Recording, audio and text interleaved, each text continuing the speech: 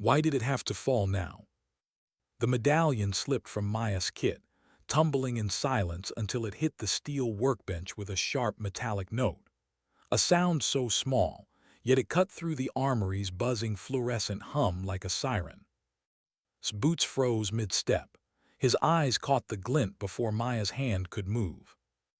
The polished silver disc lay face up under the harsh lights, its engraving exposed.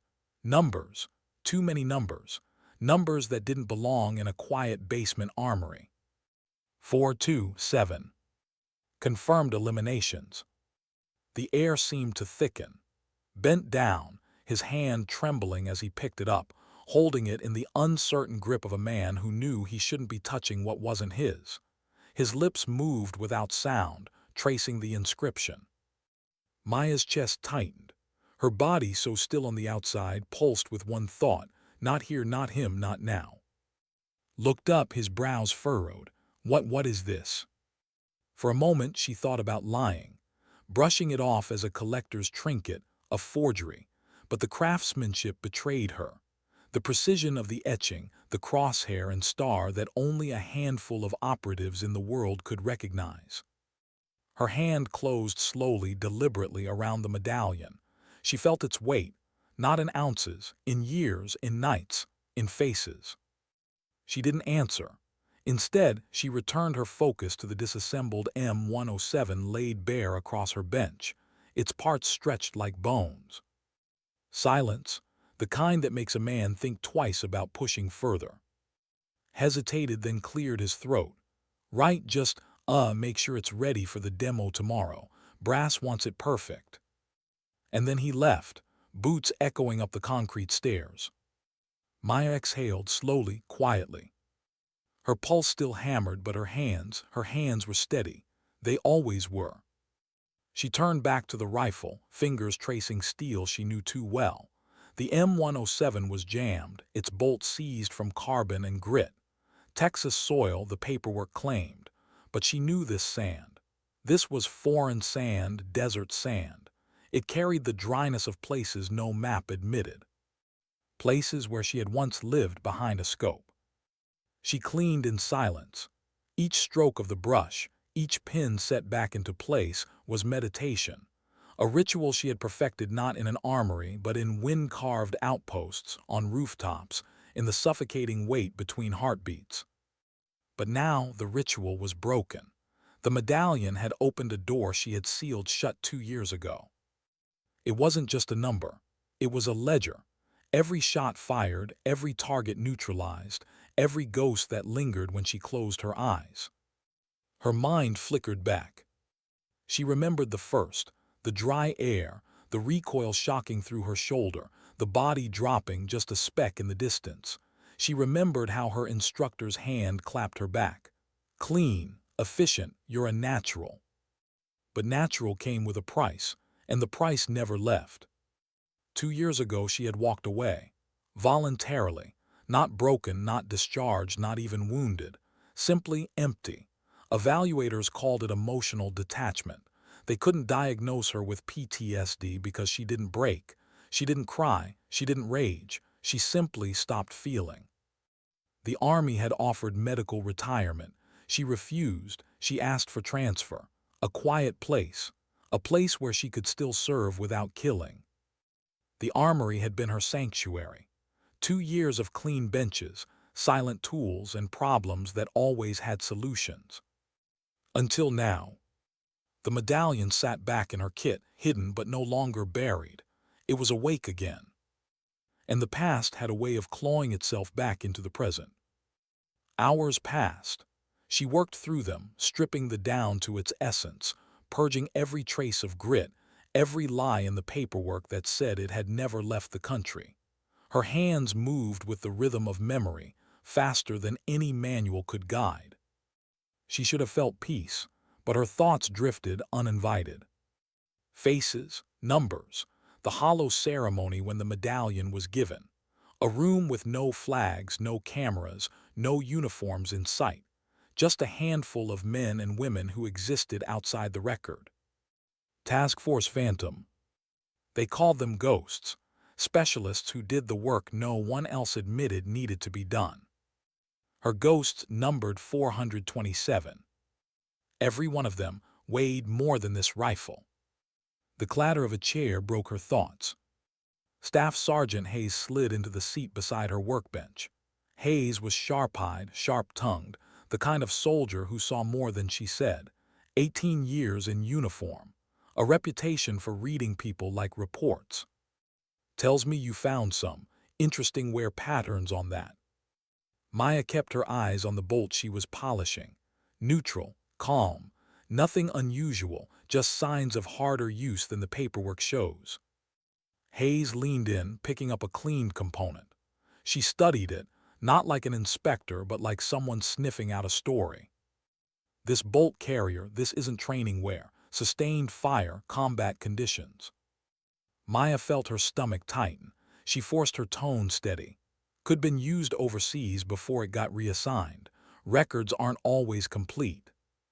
Hayes set the piece down, deliberate, her gaze never leaving Maya's face.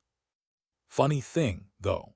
Records say this rifle never left the U.S. Makes me wonder how desert sand ended up in its receiver.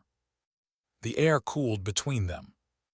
Maya's hands didn't pause. They couldn't. Any hesitation would be admission. She kept her voice neutral. Sand finds its way into everything, Sergeant. You know how it is. Hayes tilted her head, watching her, patient, calculating. You know what else I noticed? The way you're working that rifle. Most techs would still have the manual open by now. You've stripped and reassembled it like you've done it, what, 1,000 times? Maya met her eyes just for a moment. Too long, too revealing. She broke contact. I've always been interested in systems, she said softly. This fascinating engineering. Hayes's lips curved, but not in a smile. Fascinating, sure, but this isn't a weapon you just study. It's not general infantry gear. It takes training, specific training, long hours, real hours. Maya placed the bolt back into the receiver with surgical precision. All weapons have their purpose. My job is making sure they function properly. Hayes rose, brushing off her uniform. Her voice carried a weight that wasn't casual.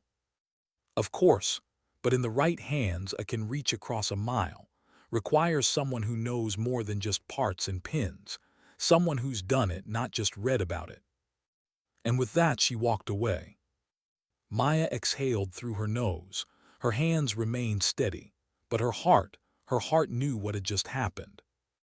The walls of anonymity were crumbling.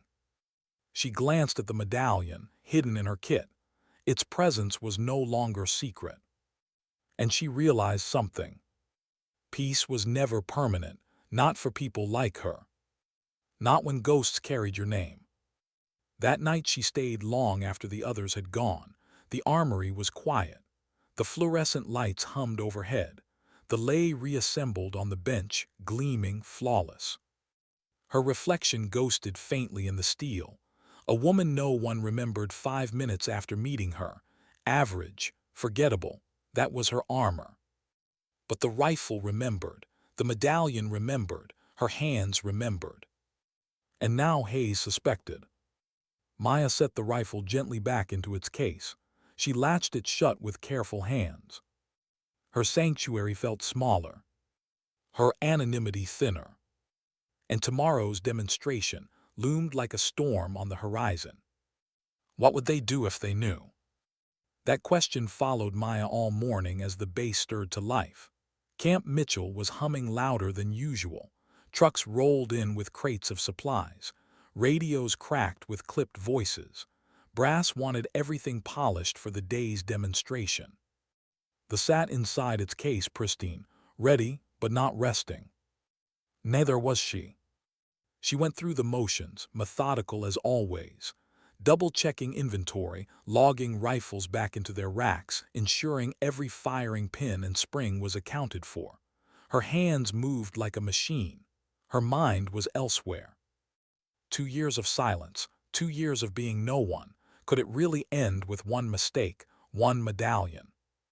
She caught her reflection in a gunmetal surface. Same face, same eyes, but her chest felt heavier. She thought of the medallion in her kit 427 etched into her bones. It wasn't a secret anymore. Not really, had seen it. Hayes had seen her, and people like Hayes didn't let go of loose threads. By mid-morning, the atmosphere shifted. VIPs. A line of black SUVs rolled into the compound, doors opening to reveal men in tailored suits, polished shoes that didn't belong in the dust. Their eyes scanned everything with detached interest, the way outsiders always did, measuring worth without understanding weight. Generals followed, their uniforms stiff with medals, smiles tight, voices rehearsed. For them, today was theater. There was a stage prop. For Maya, it was something else. Found her by the benches. His voice carried that familiar urgency. Final checks on they'll want it on the line in 20. She nodded, no wasted words. She pulled the rifle from its case, clean, flawless. She tested the bolt, the trigger, the safety. Every sound crisp, mechanical, perfect. Hovered, nervous energy radiated off him. Stick around after too. Brass wants technical support. Standing by, she said softly. But her eyes lingered on the rifle longer than usual. Because she already knew something was wrong. The problem arrived minutes later, carried in on the stiff gait of Staff Sergeant Hayes, clipboard in hand, face unreadable. She approached, eyes locking onto Maya with intent. She said flatly, "We've got a situation." Maya placed the gently back onto its stand. "What kind of situation?" Hayes scanned the area before lowering her voice. "Our designated marksman's down. Food poisoning. Hospital wing. He won't make it to the range today." Maya felt the words settle like stones. Her heart tightened. "And the VIPs?" she asked, though she already knew the answer. "Still expect the demonstration," Hayes replied. "They want to see this rifle sing. I need someone who can make that happen." The pause that followed wasn't empty. It was heavy. A question that wasn't asked but demanded answering. Hayes's eyes didn't waver. "I need someone who can handle this rifle, confidently, impressively."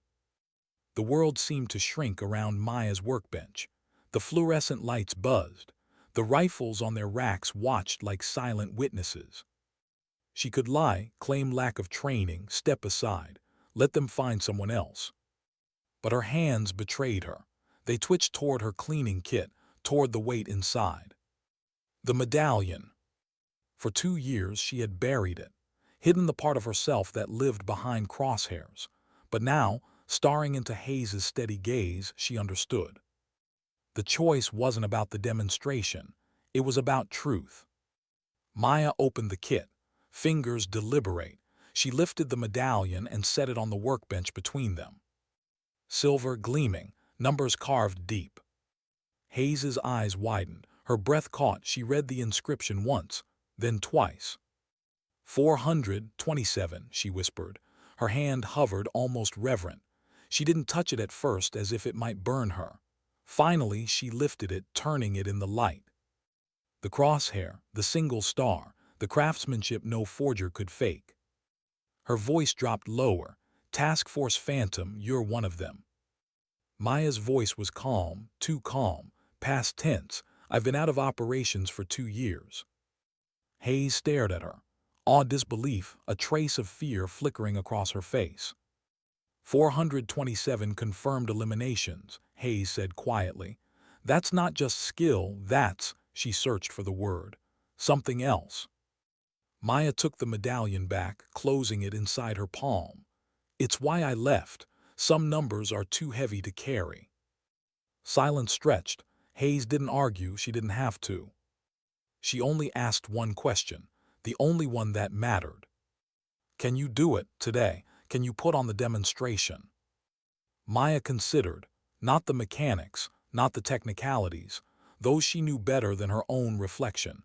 She considered the deeper question. Could she step back into the role she had abandoned? Could she accept being seen again, not as Maya the armorer, but as Maya the ghost? She nodded once, "Consider it handled." Hayes exhaled, relief but not joy. Then let's get you on that line. The firing range stretched open under a pale sky.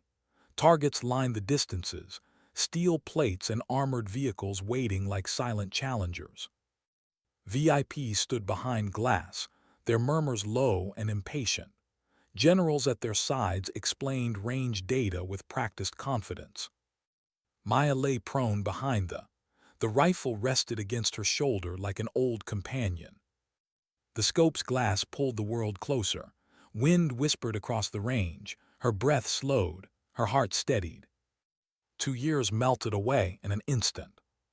The first target 600 meters, a steel plate she squeezed. The crack of the .50 caliber thundered across the range. The plate sang, dead center. Maya didn't pause, adjust. Second target 900 meters. The steel erupted, dust lifted. The audience behind the glass leaned forward. One last adjustment, 1,200 meters, a vehicle engine block. Her finger curled, the rifle roared. The block exploded in a spray of smoke and fragments. The crowd gasped. Murmurs turned to animated chatter. Generals exchanged knowing looks, their smiles widening. For them, it was success. For Maya, it was confirmation. Her hands were still steady, her eyes still true. The ghosts had not dulled her edge. She rose from the rifle, face neutral. Inside, though, something shifted.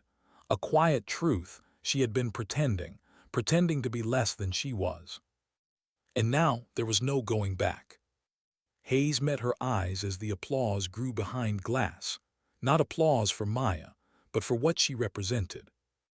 Haze nodded once, respect, recognition, and something else, awareness of the path Maya had just reopened. Maya closed her kit that evening, the medallion secure inside, but it no longer felt like a hidden burden. It felt like a reminder, a compass. Some skills you don't bury, some responsibilities don't fade. And sometimes the ghosts don't let you walk away. Why were they staring at her now? The demonstration had ended hours ago, yet the echoes of this thunder still lingered. The VIPs had departed in their black SUVs, chattering about capability and potential deployment. Generals had shaken hands, wearing smiles meant for photographs. And Maya, she had walked away quietly, the rifle clean, the paperwork filed, just as she always did. But something had changed. In the mess hall that evening, the usual noise was there, boots clattering, trays sliding, conversations buzzing. Yet she felt eyes on her. Brief, uncertain glances. A look too long, a whisper cut short when she walked past. She kept her gaze low, sat in the corner, ate quickly. It didn't matter. The silence around her table was louder than any gunshot. Her anonymity was gone. Later, back in the armory, she sat alone under the fluorescent lights. The room smelled of oil and steel, her sanctuary. The medallion lay in her palm. She turned it over slowly, the numbers glinting. She hated the way had looked at it, the way Haze had whispered, the way those numbers turned her into something more and something less than human. She whispered to herself, barely audible. Not numbers, not a story, just survival. But the medallion didn't answer. It never did. The knock came late, sharp, intentional. Haze stepped inside without waiting. She didn't bother with small talk. You impressed them today.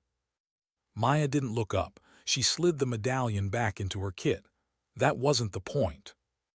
Haze crossed her arms. It was to them.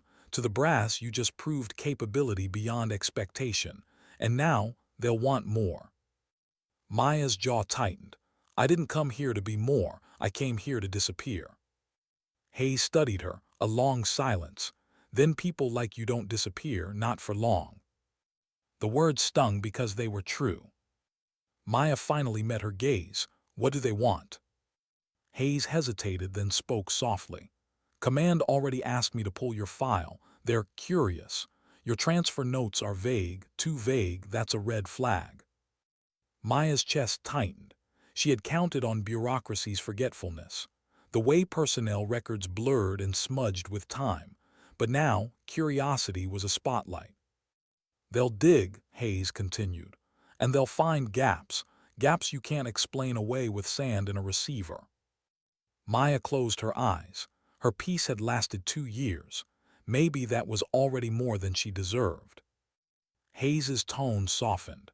"I don't know everything about you, but I know this. When you pulled that trigger today, it wasn't just muscle memory. It was something deeper, something you can't fake." Maya didn't answer, because Hayes was right. Behind the glass, the generals had seen precision. Behind the scope, Maya had felt herself. For the first time in years, she had stopped pretending. That terrified her more than being discovered.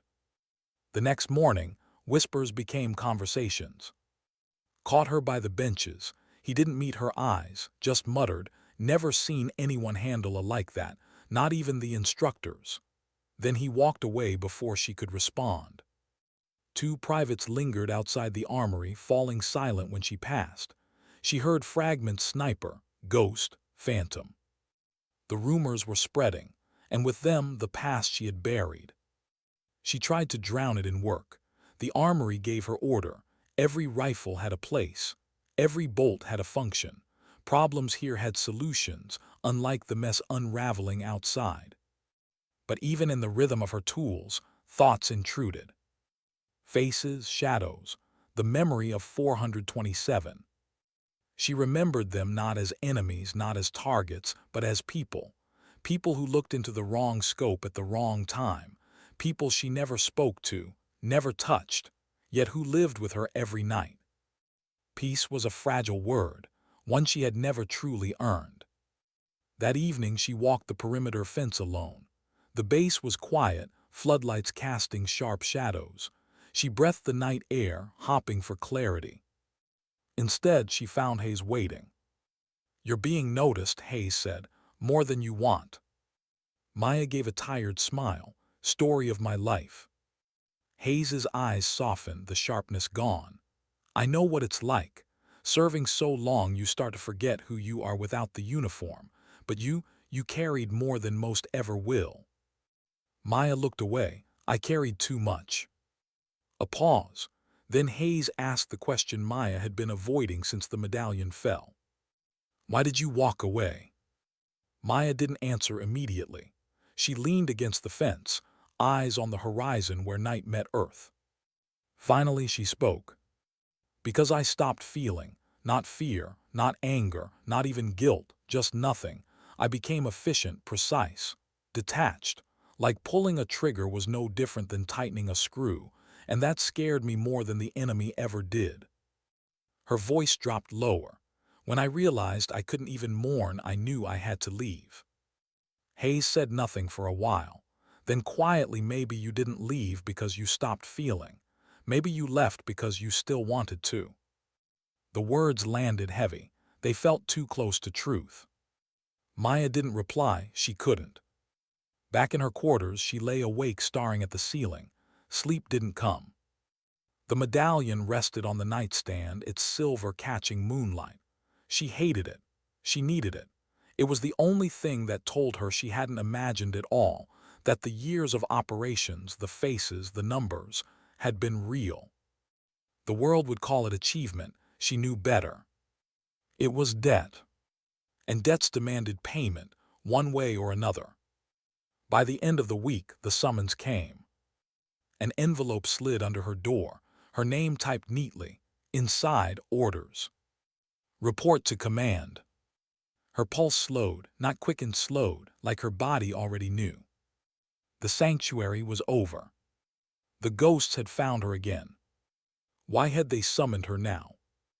The envelope still sat on her bunk when she walked across the compound that morning. Orders crisp, impersonal. Report to command. No explanation, no reason, just the weight of expectation stamped in black ink.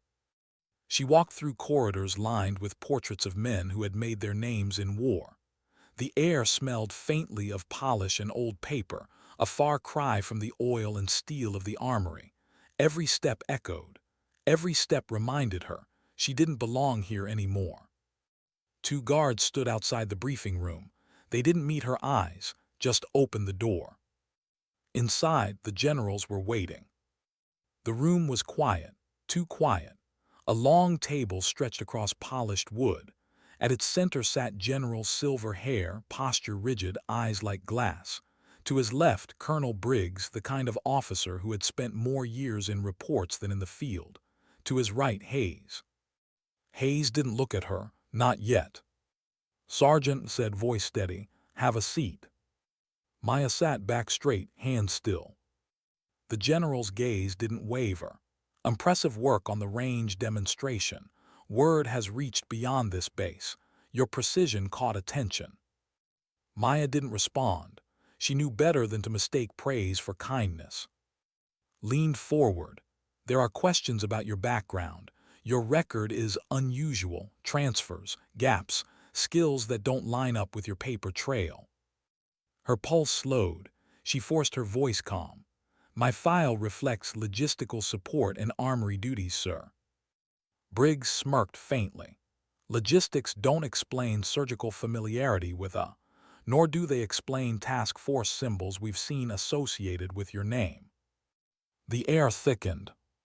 Maya didn't flinch, but inside, every nerve sharpened. "I've maintained every weapon I've been assigned, nothing more." His gaze hardened. "Sergeant, I'll be clear, we know who you are, or rather who you were." The silence that followed felt like a fuse burning. Hayes finally spoke. Her voice was quieter, but it carried weight. "Task Force Phantom, 427 confirmed." Briggs leaned back, satisfied. "Ghosts, they called you. Operatives without records, capabilities unmatched." Maya's jaw tightened, past tense. Studied her, his tone dropped. "We don't care about the past tense. We care about what you can still do." She felt the trap closing. This wasn't curiosity. This was recruitment disguised as inquiry. They hadn't summoned her to honor her silence. They had summoned her because the world still needed people like her, people who could turn impossible distances into certainty. Her voice remained steady. "With respect, sir, I transferred out for a reason. I'm no longer active in that capacity." His eyes narrowed. "And yet your performance says otherwise. You've lost nothing." Maya's breath slowed. She could hear her heartbeat in her ears. She thought of the medallion, the weight she carried. "Skill doesn't fade," she said softly, "but willingness does." The room fell silent. It was Hayes who broke it. "She's telling the truth. She didn't ask for this. She's been doing her duty quietly, keeping the armory running. If we push too hard, we risk breaking what's left." For a moment, gratitude flickered in Maya's chest. Hayes was giving her something rare, protection. But didn't soften. His voice cut sharper. "Sergeant, the world doesn't afford you the luxury of peace. There are operations, threats that demand capability beyond standard units. You've proven you have it, whether you want to admit it or not." Maya met his gaze, calm, cold. "With respect, sir, I didn't come here to prove anything. I came here to disappear." Briggs scoffed. "Disappearing is a privilege, one this country may not be able to afford for you." Hayes finally looked at Maya. Their eyes met. In hers, Maya saw warning and apology. When they released her, the sun outside felt too bright. She walked back across the compound, shoulders stiff, thoughts heavier with every step. The whispers hadn't stopped. Soldiers watched her pass, quiet now, but their silence spoke louder than questions. She returned to the armory. The familiar scent of oil and steel greeted her. She should have felt relief. She didn't. She sat at her bench, head bowed. The medallion rested in her palm. The numbers gleamed under fluorescent light. The generals wanted to see those numbers as potential, as proof she wasn't finished. But to her, they were scars. She whispered to herself, "I won't go back, not again." But even as she said it, doubt crept in. That night, sleep eluded her. She dreamed instead, not in images but in echoes. The sound of her own breathing behind a scope, the weight of a trigger beneath her finger, the silence after, always the silence after. Faces blurred, but the number grew, always grew. She woke in sweat, staring at the ceiling. The medallion lay on her nightstand, reflecting pale moonlight. Her hand trembled as she picked it up. For the first time in years, her hands weren't steady. Maybe Hayes was right. Maybe she hadn't left because she couldn't feel. Maybe she left because she still wanted to. The following day, Hayes found her at the workbench. "You held your ground yesterday," Hayes said softly. "That took more strength than pulling any trigger." Maya didn't look up. "It won't be enough. They won't let this go." Hayes hesitated, then nodded. "No, they won't." Maya's hand stilled on the rifle she was cleaning. "Then what choice do I have?" Hayes looked at her, eyes steady. "Maybe it isn't about choice anymore. Maybe it's about deciding how to carry it, on your terms, not theirs." Maya finally looked up, and for the first time she didn't see Hayes as just another soldier. She saw someone who understood. But understanding didn't make the weight lighter. Only bearable. That evening an encrypted message arrived. Not an order, not a summons, a request. Coordinates, a briefing time, a name she hadn't heard in years. Her pulse slowed again. The ghosts were calling. And she knew this wasn't command. This was deeper. This was where the past lived. Who still had her number. The envelope from command had been heavy, but the encrypted message waiting in her inbox felt heavier. No insignia, no signature, just a string of coordinates, a briefing time, and a single name typed at the bottom. Valkyrie. Her old.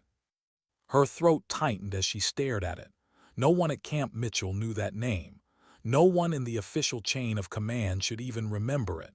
Task Force Phantom had been designed to leave no trails, no records, no ghosts except the ones carried inside. And yet there it was. A summons, written in the language of the life she had buried.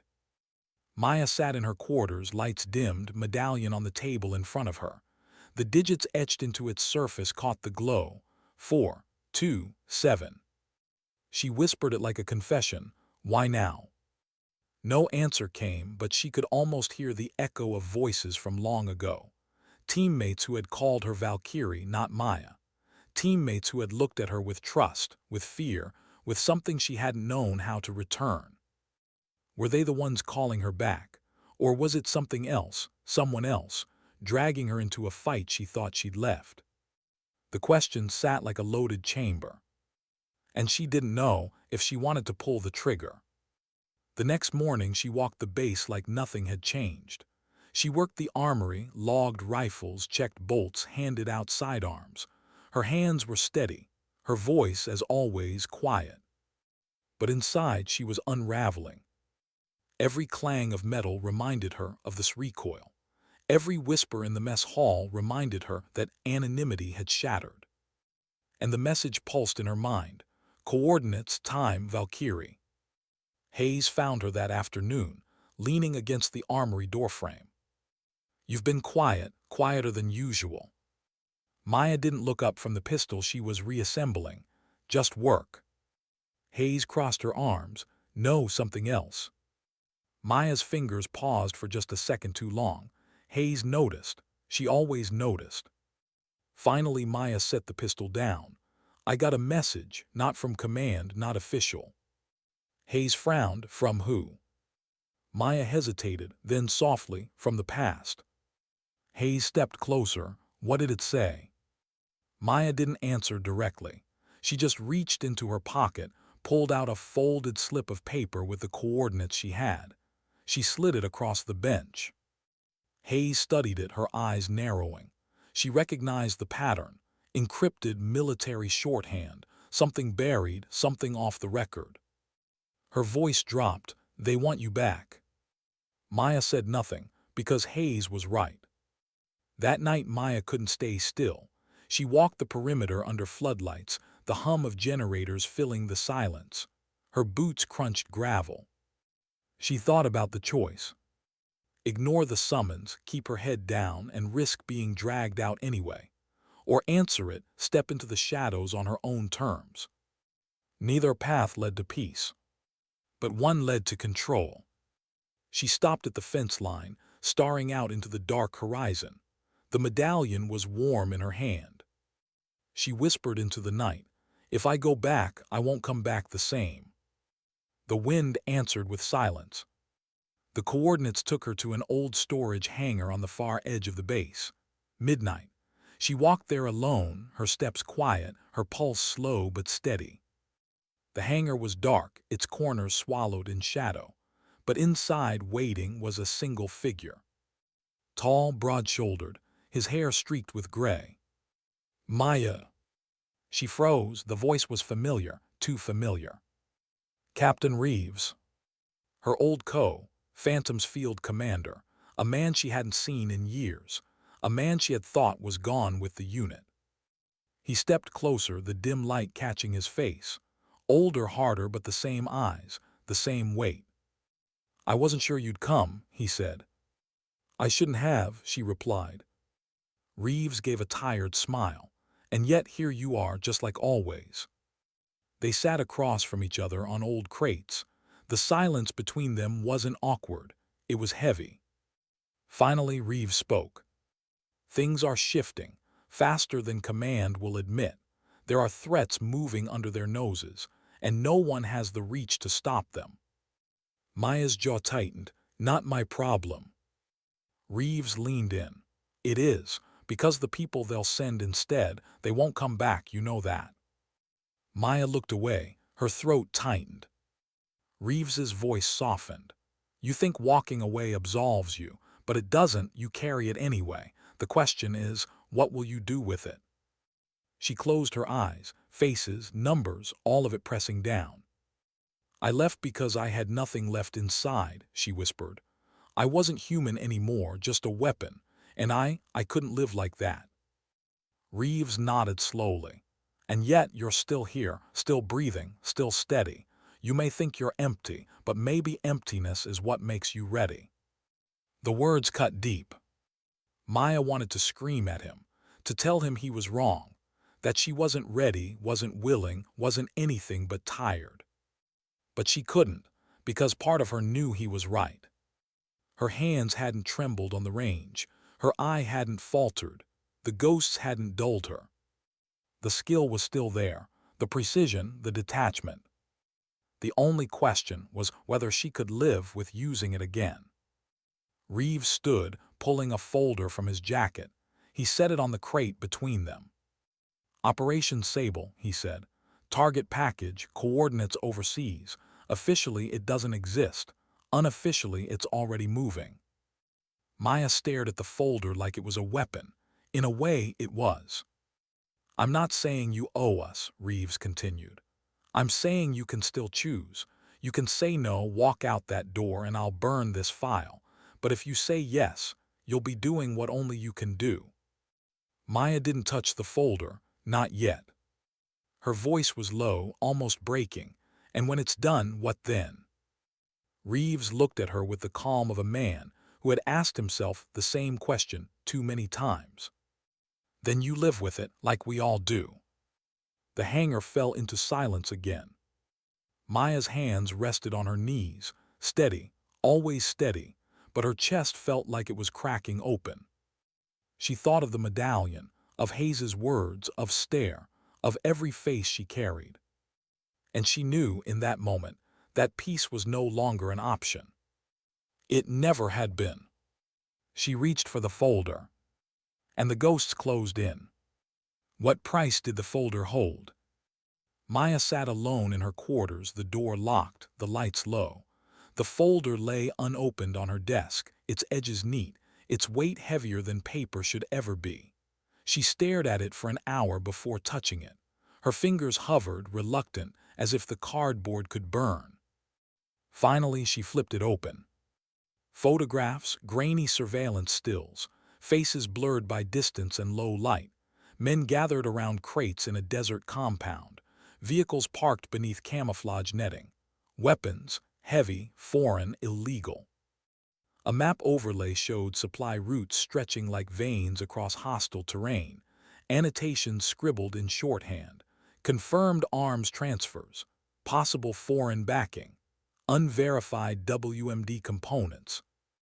And then the word that made her chest tighten. Civilian risk high. Her eyes lingered on that line.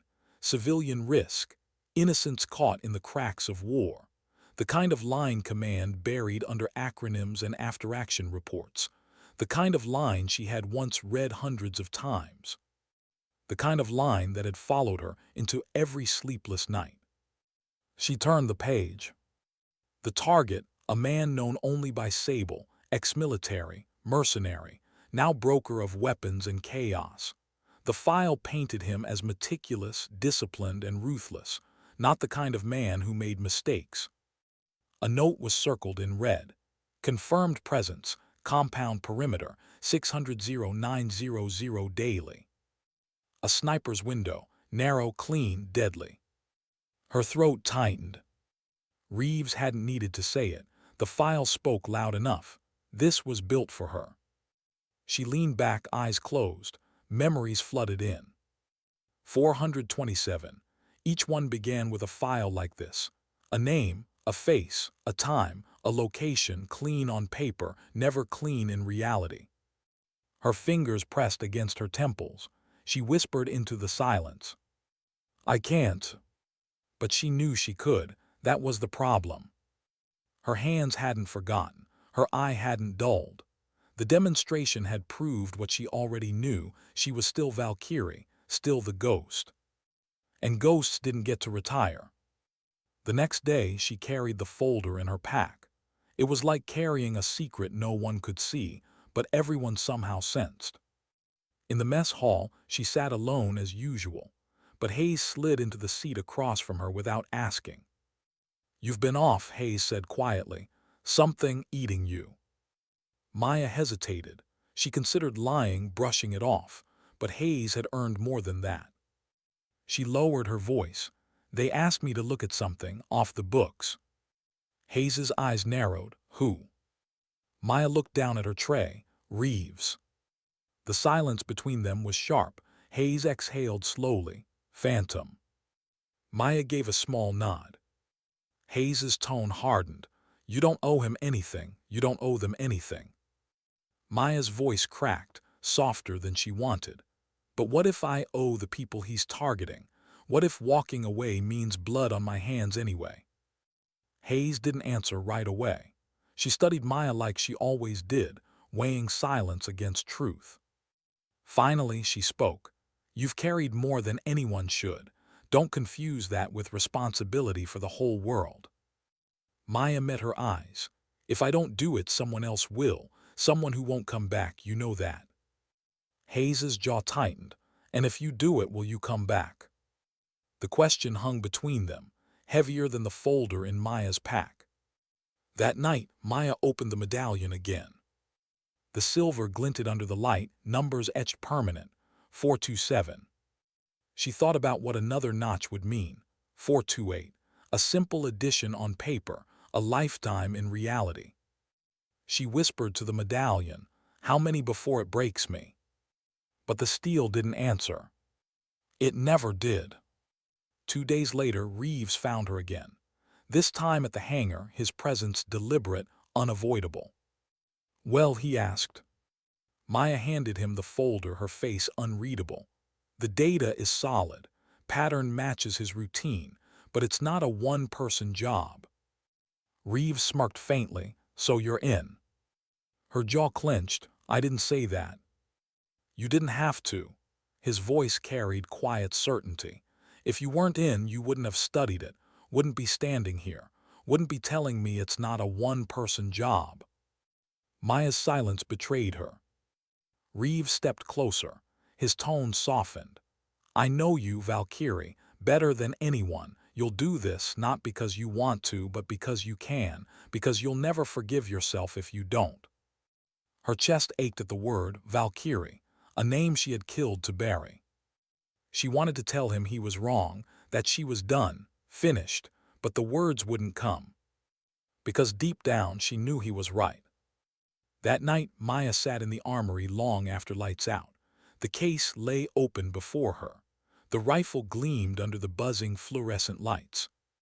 Her hands moved without thought, stripping it down, cleaning, reassembling. Each piece clicked into place like muscle memory, like ritual, like home. The sound of the bolt sliding forward was deafening in the empty room. She closed her eyes, exhaled slowly. She hated how natural it still felt. Hayes found her there hours later. "You've decided," Hayes said softly, "not a question." Maya's hands stilled on the rifle. She didn't look up. "I don't get to walk away." Hayes stepped closer, voice heavy with something like sorrow. "Then promise me one thing." Maya finally met her gaze. Hayes's voice dropped to a whisper. "Promise me you'll come back human, not just a weapon." The words lingered, a plea, a warning. Maya didn't answer. She couldn't. Because she wasn't sure if that was a promise she could keep. When dawn broke, she was already packed, the medallion tucked into her pocket, the cleaned and cased. The ghosts were waiting. And this time, she was walking toward them. Why did the silence feel louder than gunfire? The helicopter cut through the night sky without running lights, its rotors muffled by the hush of altitude. Inside, the world was painted red by dim bulbs. Men checked gear, straps tightened, radios whispered. Maya sat against the bulkhead, case strapped to her side. The vibration rattled her bones. The smell of fuel clung to her uniform. She hadn't worn one in years. She glanced at the soldiers around her. Younger, faces sharp with nerves and adrenaline. None of them knew her. To them, she was just another specialist, quiet, forgettable. And yet when their eyes slid toward her case, she caught something else. Curiosity, respect, fear. They knew what a rifle like that meant. But they didn't know her name. Not really. Not Valkyrie. Reeves sat across from her, older but unchanged. His presence filled the cabin, steady and unyielding. He leaned forward, his voice low enough for only her to hear. "Routine infiltration, perimeter recon. You'll have a window between 06 and 09. Clean shot. Extraction 1 click west." Maya didn't nod, didn't blink, she just listened. Reeves studied her face. "You've still got it. I saw it in your eyes the night you opened that folder. You're here because you know what has to be done." Her voice was flat. "I'm here because I can't look away." Reeves gave a faint smile, almost proud. "That's what makes you who you are." Maya looked past him, out the dark window. "That's what keeps me from sleeping." They landed in dust. The helicopter dipped low, barely kissing earth before lifting off again, swallowed by night. The squad moved fast, weapons up, boots silent against the sand. Maya carried the on her back, its weight familiar, unwanted, inescapable. Every step forward pressed ghosts against her shoulders. She remembered deserts like this. Different continents, same silence. Same dry air that filled her lungs with grit. Same dread of waiting for a target she didn't want to see but couldn't ignore. The compound rose in the distance, lit by faint floodlights.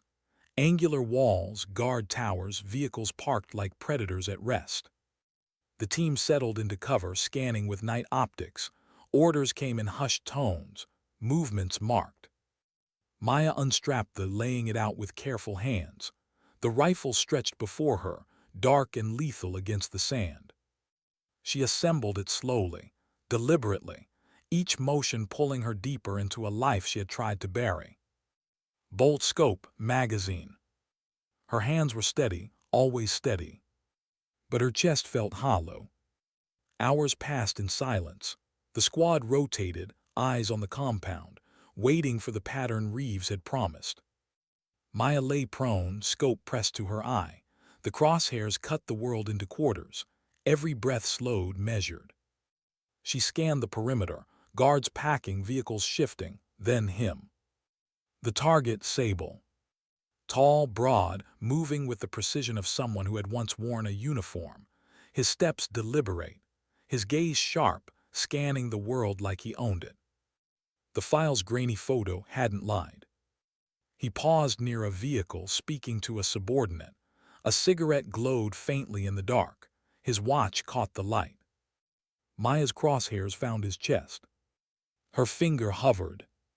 It would be easy, too easy, one shot, one more number, 428.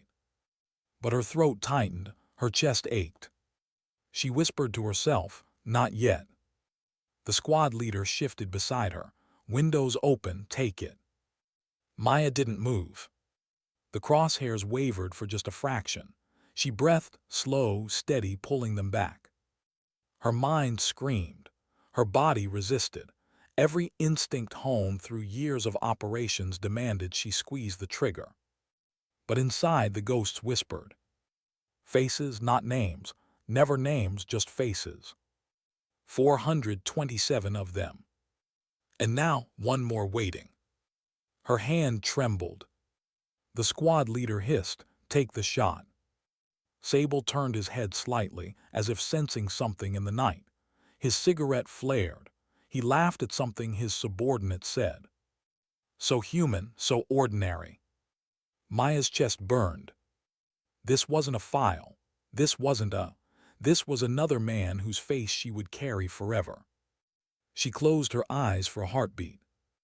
When she opened them, the crosshairs were still there, still steady. And she hated herself for how steady they were. The radio crackled softly. Reeves's voice came through, calm, commanding. Valkyrie, green light. Her jaw clenched, the name stabbed into her ears, Valkyrie. The ghost, the weapon, the legend. Not Maya. Her finger curled around the trigger, slowly, inevitably. The world shrank to a scope and a breath. Then movement. A child. From the corner of her scope, a boy appeared, thin, barefoot, no older than 10. He darted across the compound, carrying a bundle of cloth. He stopped near Sable, tugging at his sleeve. Sable turned, gesturing impatiently. The boy spoke fast, desperate. Maya froze. The squad leader cursed under his breath. What the hell? Her chest tightened. The crosshairs now cut through 2 lives, 1 target, 1 innocent. Her breath hitched. Reeves's voice crackled again. Valkyrie, take the shot now. Time slowed. Her finger pressed just enough to feel the break point. The boy's face tilted up, eyes wide. Maya's heart pounded, her throat constricted. And for the first time in years, her hands weren't steady. She pulled back, just slightly, enough to keep the shot from breaking. Her whisper barely reached her own ears. No. The radio flared, Reeves's voice sharpened. What was that? Maya's eyes never left the scope. Negative, civilian proximity, I don't take it. The silence that followed was heavier than gunfire. The squad leader's voice broke it, furious, whispering. Are you insane? That was the window. Maya didn't look at him. She kept her scope on Sable. The boy tugged his sleeve again, pointing toward the distance. Sable waved him off, annoyed. Her chest burned. Her hands ached to release. But she held. And in that moment, Maya knew Valkyrie was gone. She wasn't a ghost anymore. She was human. But being human meant consequences. The radio crackled once more. Reeves's voice, cold now. You just cost us the mission. Maya's eye stayed pressed to the scope, watching Sable walk back into shadow. Her voice was steady. No, I just saved it.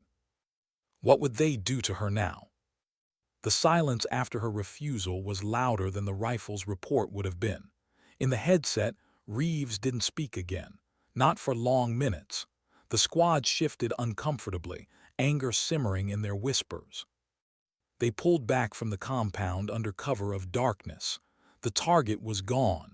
The mission, by every official measure, had failed. But Maya's hands didn't shake. Her chest didn't collapse. For the first time in years, she felt the weight of a decision that wasn't mechanical.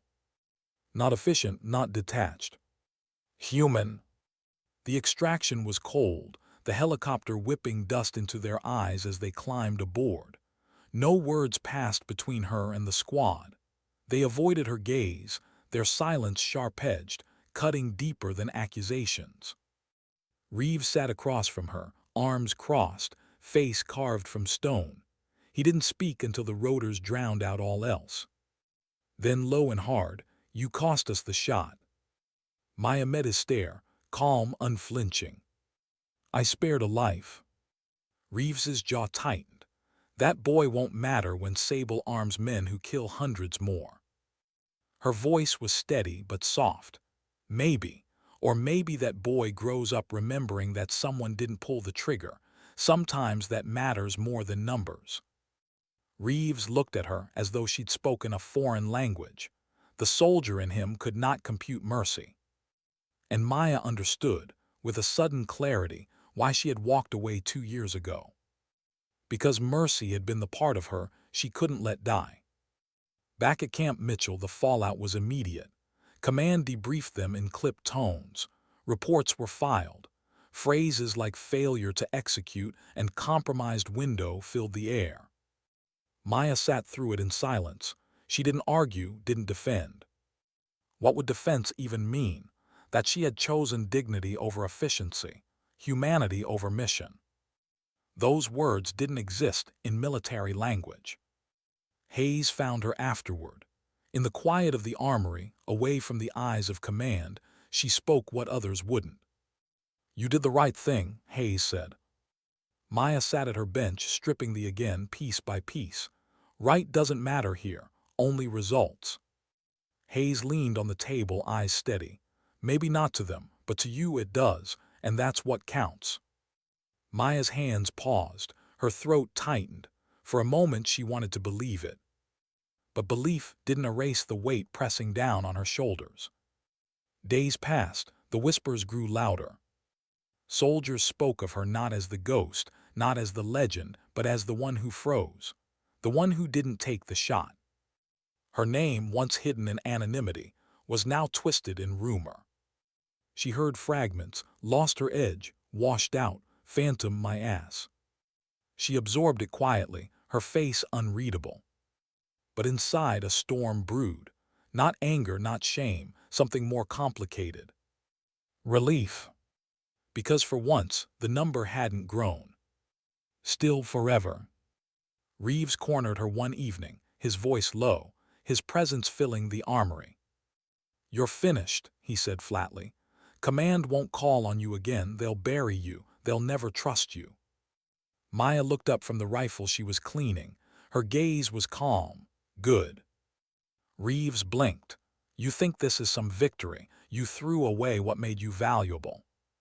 Her voice was quiet but firm. "What made me valuable is what makes me whole."